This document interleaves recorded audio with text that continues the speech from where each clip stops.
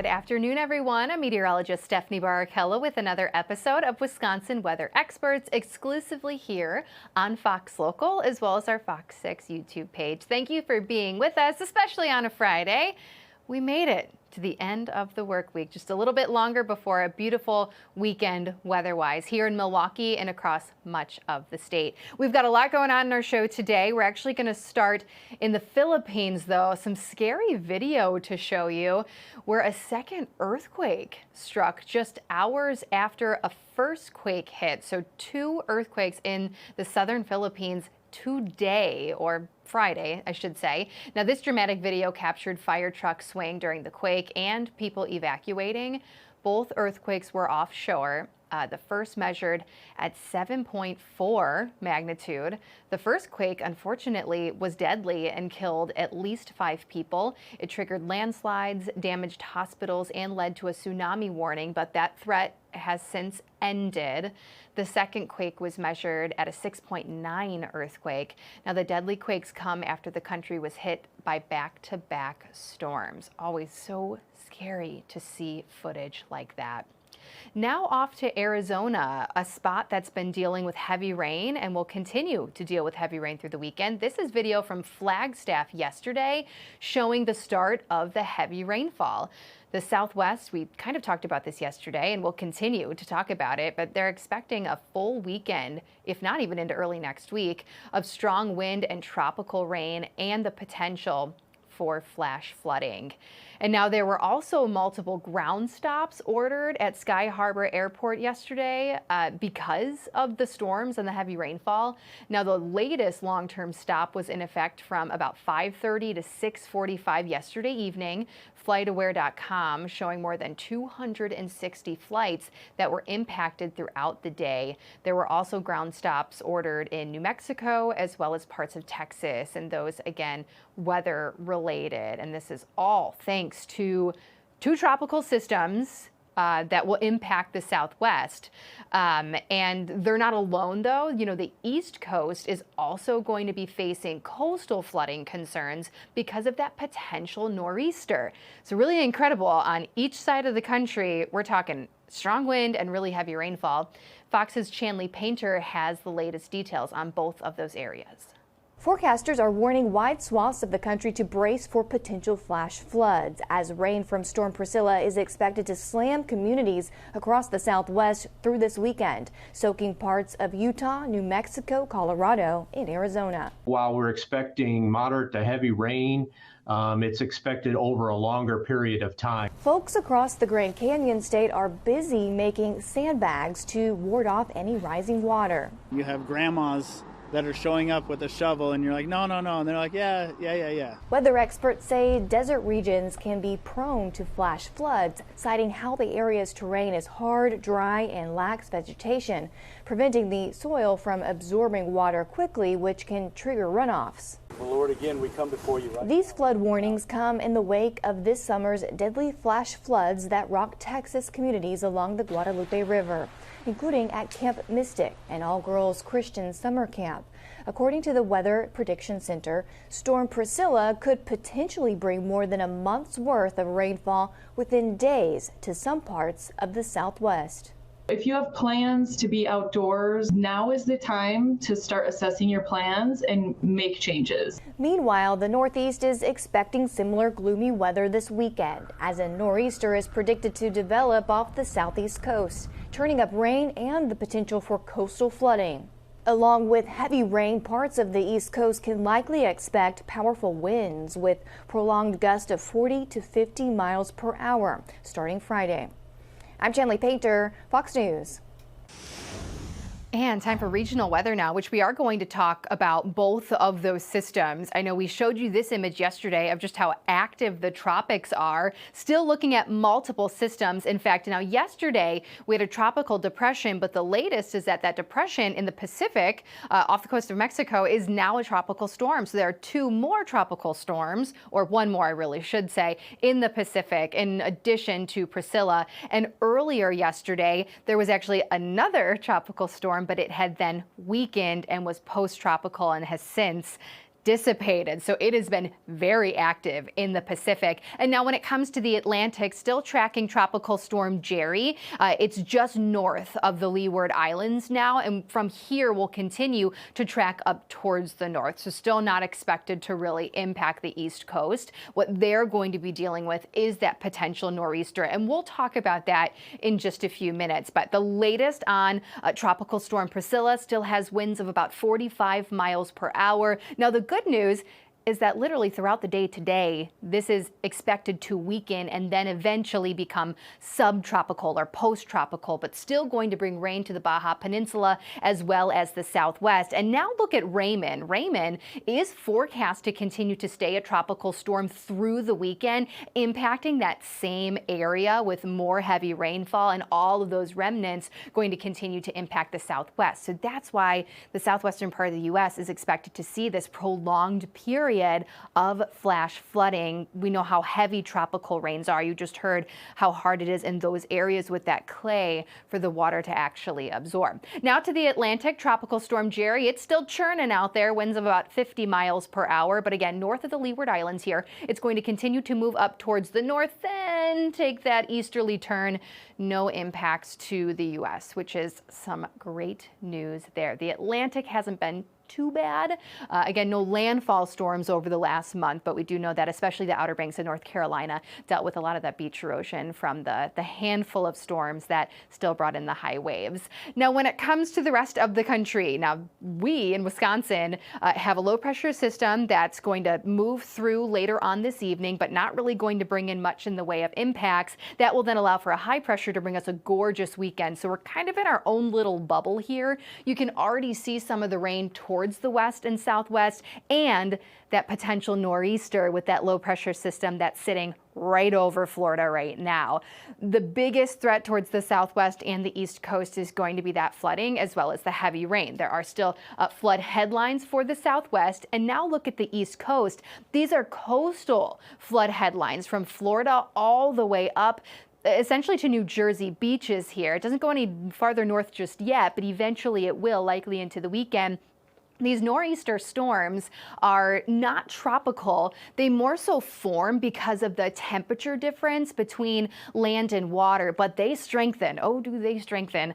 A lot of times during the winter, they'll bring really heavy snowfall, but in this case, they're going to bring in high waves, unfortunately, a lot of rainfall and very strong wind. So even though it's not tropical, a lot of the times it feels very similar to it. In fact, some of the winds, gusts along the east coast through the weekend could be over 60 miles per hour. So that kind of puts it into perspective for you, kind of the strength of a tropical storm. Now you can see the potential for the heavy rain out towards the southwest, and this is just for today, but also notice how we're starting to see that threat for flash flooding along the east coast now. Same with tomorrow. You see it out west, you see it out east, and then even into Sunday, not as much, but you can still see a couple of spots in the southwest that could see some flooding, and then up the east coast because of that incoming storm system. So we're going to stay in our own little bubble here in Wisconsin, and we'll be thankful for it, because I do think next week we're going to be covering a lot of the southwest as well as the east coast.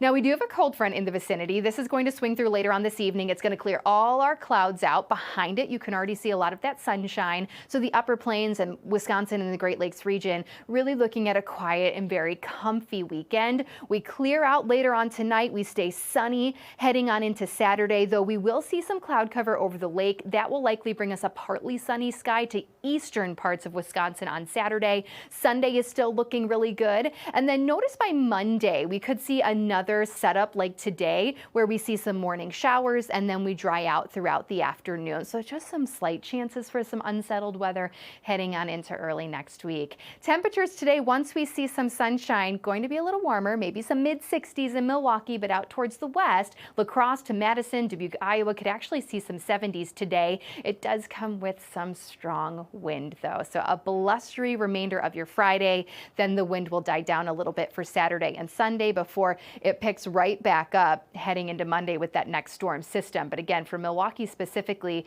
we still have a period of time today where those wind gusts could be between 20 and about 25 miles per hour.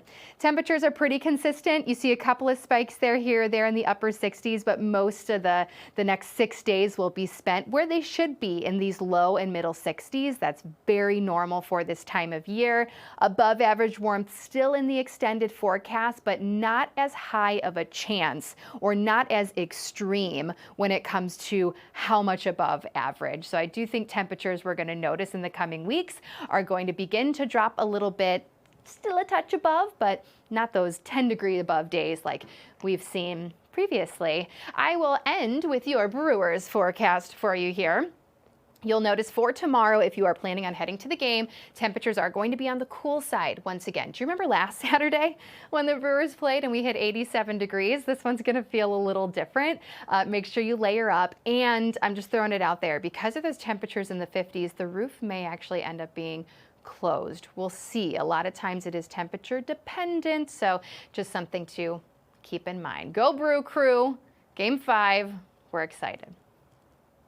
All right, let's move on now. This is a story I'm actually really interested by. It's just across the lake in Michigan, but homeowners in parts of Michigan may notice a bounty of acorns and other seeds being dropped by trees this season, and that's because it's being called a mast year, M-A-S-T. I've never heard of this, maybe you have, but it's a natural phenomenon when trees drop an overproduction of seeds in hopes of reproducing next year. Fox 2 Detroit's Derek Kevra explains.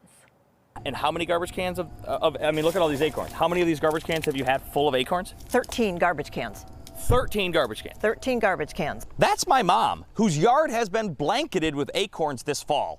Turns out there's a natural phenomenon happening. It's called a mast year, and it's happening across the state. During the mast year, you're going to have oak trees that are going to produce an overabundance of acorns. They're trying to outcompete wildlife to regenerate themselves. Scientists say it's a survival strategy. Okay, here's how it works. Most years, many years, the oak trees like this, they produce a modest amount of acorns, and these acorns slowly drop throughout the course of the fall, and they feed enough, for squirrels and deer and mice and things like that. But every 2 to 5 years, when one of these mast years comes around, you get way more than normal when it comes to the acorns. That's enough to feed all the wildlife, and it's also enough to plan for the next generation of oak trees. Researchers believe weather plays a key role. Warm, dry springs make pollination more successful, setting up for a heavy autumn crop. And remarkably, these mast years are often synchronized. Trees across the entire region somehow coordinate, though scientists are still trying to figure out exactly how. So acorns. The roots from all these trees are talking to each other right where we're standing. Mm-hmm. And they're saying, dump those acorns. Yep. I mean, that's pretty cool. That's pretty cool. Nature is awesome. I love it. So, at the end of the day, be a good son and help your mom out. And remember, it's not just a big year for squirrels, it's nature's long game, ensuring the forests of the future. I think my favorite part is that he's just helping his mom out. This is what an incredible thing. So it makes me wonder, are we going to deal with that here in Wisconsin? We'll have to do some research there. But your environmental story of the day, very fascinating, a mast year. Let's take a live look outside right now where we're still stuck under the clouds across much of the state, although out west it is sunny. We'll see that sun eventually. We have plenty more coming up on Wisconsin Weather Experts. Stay with us.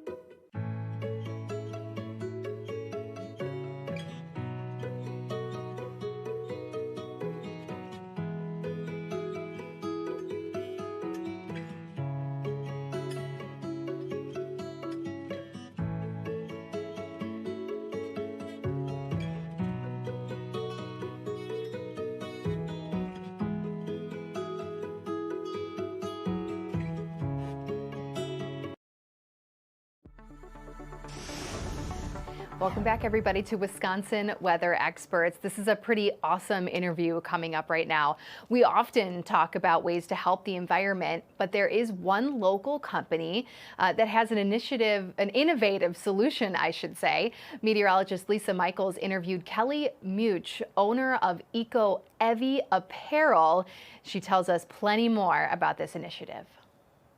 Well, we have a very special person joining us today. We have Kelly Much, who is the owner of a fantastic business that is also really great for the environment. So, Kelly, I just wanted to thank you for being on with us. Tell us a little bit about your business and what you do specifically.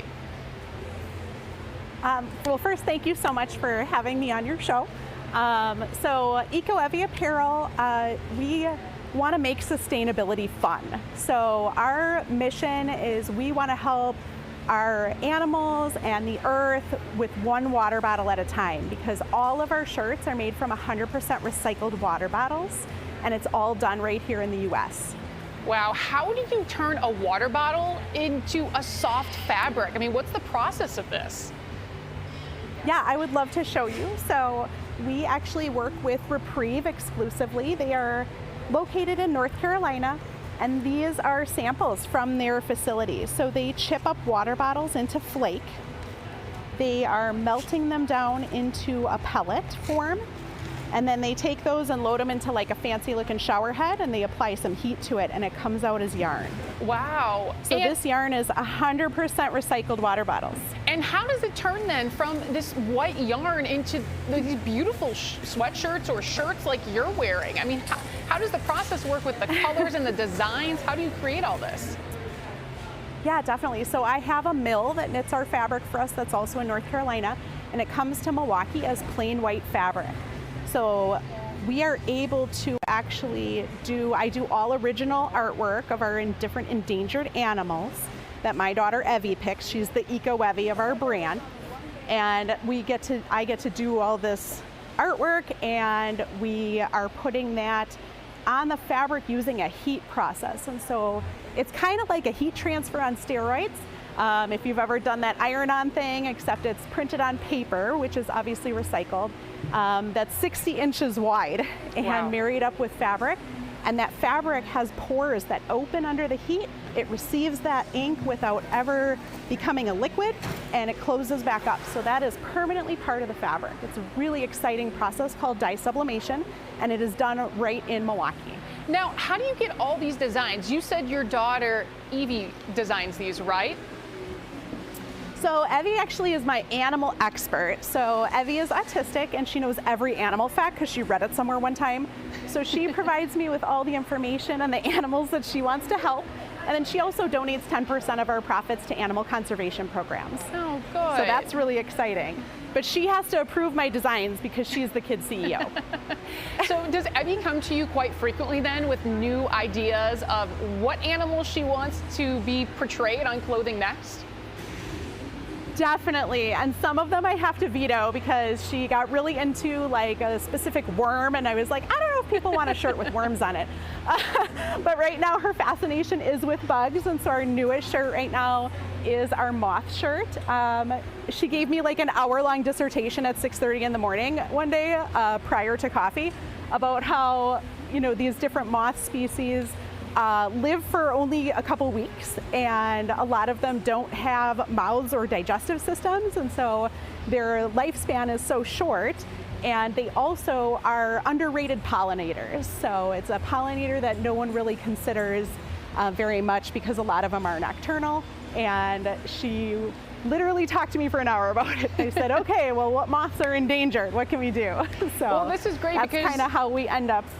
And she's educating you every day on a new species. Again, whether I see there's the variety of animals to insects. And yes, we need something like this, you know, a young mind that wants to kind of bring these ideas out into the future and doing such a good thing with it. Now, is the fabric really soft? Because it looks like it just moves very fluidly and it looks really comfortable. Yes, yes, it is super soft. It's really, what's great about it is that it's that 100% recycled content. We don't blend it with any other fibers. We really don't have to. I mean, this is the same kind of fabric that kids and adults live in now. It's a performance athletic fabric. So it's moisture wicking, quick drying. It's great for every day. It barely wrinkles, very easy to clean. So it's a fantastic fabric to live in for everyday stuff. And I love that they're unisex, so you could be, you know, it doesn't matter what gender, doesn't matter the age. It looks like you have clothing for adults and kids. My last question regarding this is, you know, what if someone really wants to purchase something from your store? Where should they go, or how do they go about that? Yeah, definitely. So you can find us at ecoevy.com. So that is our website. We do events throughout the year. So I do have a show schedule on our website on the top that has always updated based on getting into different events as soon as I find out that we're in. So that's really the only way to find us in the wild. But online, we always have different options. And right now, like I said, our moth is our newest shirt, but we do a new endangered animal design every other month so that there's always something new when you see us. And right now, I think in a week or so, I'm going to be putting all of our limited edition pieces from this year back on our website, and then we do some social media voting about what designs should stay and which ones should go. And we just really focus on education as well. So Evie does come with me to schools and community events, and we do a presentation about recycling right and helping the earth. And it's really cool to encourage people to recycle, to show them that we can actually make something new out of our recycled products. This is amazing, and we're hopefully going to continue to see more designs out of you and more people do things like this using plastic in a smarter and better way for our environment in the future. Wow, that is incredible. Love that mother-daughter duo there. And you heard the website. Head there and check out those products, and we hope to see more in the future. Let's take another live look outside right now. We have just a little bit more coming up on Wisconsin Weather Experts. Stay with us.